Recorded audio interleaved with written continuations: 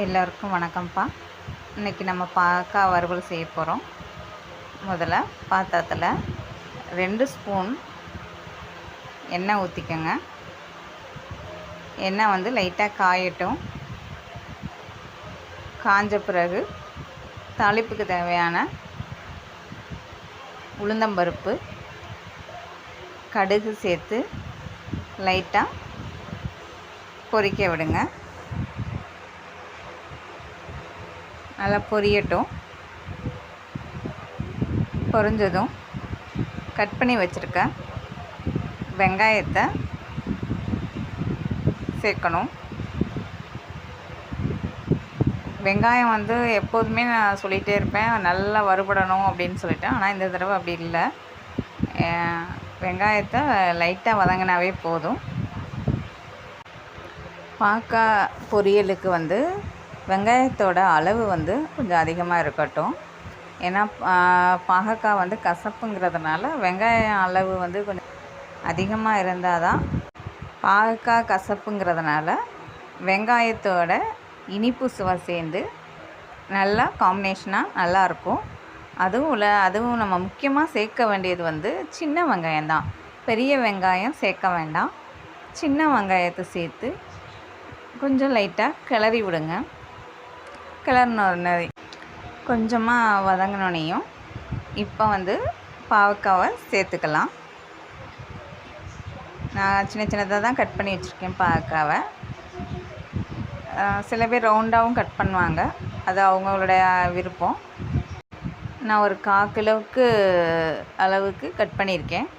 இது போதுமான அளவு, ஒரு 4 பேர் சாப்பிட்றதுக்கு போதுமான அளவானதான். எல்லா பாவக்காயும் சேர்த்துருங்க. சேர்த்துட்டு கொஞ்சம் தேவையான உப்பு, மேக்ஸிமம் கல் உப்பு யூஸ் பண்ணுங்கள். தூள் உப்பு அதிகமாக சேர்த்துக்க வேண்டாம், கல் உப்பே போதும். பாவக்காய்க்கு வந்து கல் உப்பு கொஞ்சம் அதிகமாக தான் போடணும். ரொம்பலாம் அதிகமாக இல்லைங்க, மினிமம் தான். கொஞ்சம் அதிகமாக சேர்த்துக்கோங்க. மற்ற காய்க்கு சேர்க்குறத விட இதுக்கு கொஞ்சம் அதிகமாக சேர்த்துக்கோங்க.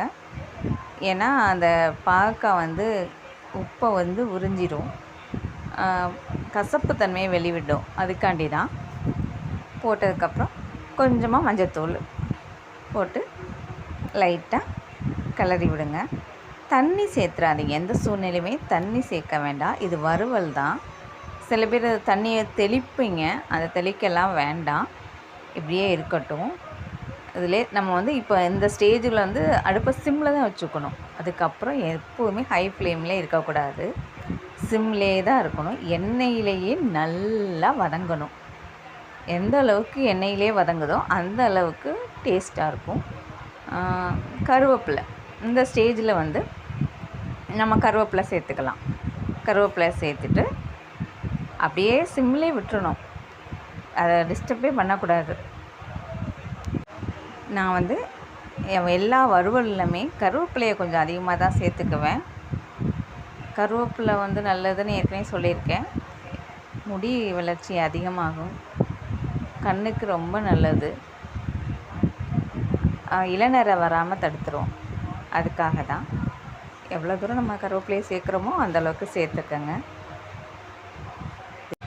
அடி பிடிச்சிடக்கூடாது. அதனால் எப்போல்லாம் நம்மளால் முடியுமோ அப்போல்லாம் கிளறி விட்டுக்கிட்டே இருக்கணும்.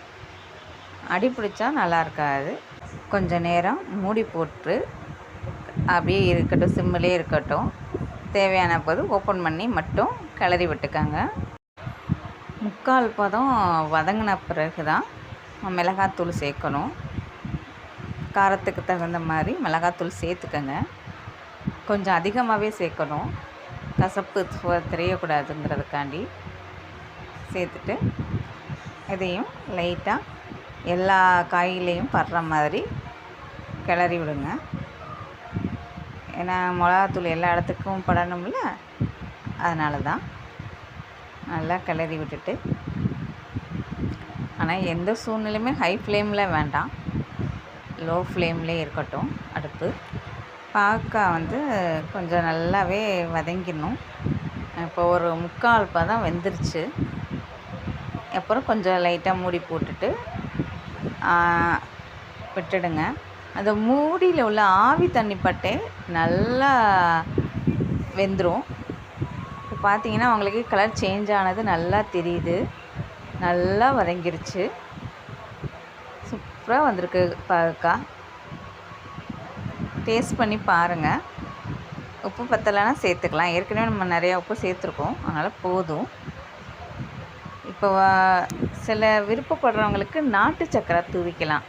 கொஞ்சம் கசப்பு துவையோட நாட்டு சக்கரை தூவும்போது டேஸ்ட் அதிகமாக இருக்கும். இது அவங்கவுங்களோட விருப்பம்தான். தேவைன்னா சேர்த்துக்கங்க, இல்லை தேவையில்லை எங்களுக்கு வேண்டான்னா விட்டுடுங்க. இதுவே நல்லாயிருக்கும். பாகக்காய் செய்கிறதுக்கு கொஞ்சம் பொறுமை தான் வேணும். ஏன்னா நல்லா எண்ணெய் பிரிஞ்சு வர்ற அளவுக்கு அதை நம்ம ரெடி பண்ணணும். நமக்கு தேவையான பாகக்காய் பொரியல் ரெடி ஆகிடுச்சு. நீங்களும் வீட்டில் உள்ளவங்களுக்கெல்லாம் செஞ்சு கொடுங்க, அருமையாக இருக்கும். எண்ணெய் பிரிஞ்சு வர்ற அளவுக்கு நம்ம அந்த பாகக்காயை சிம்மிலேயே வச்சு கிண்டணும். அவ்வளோதான்.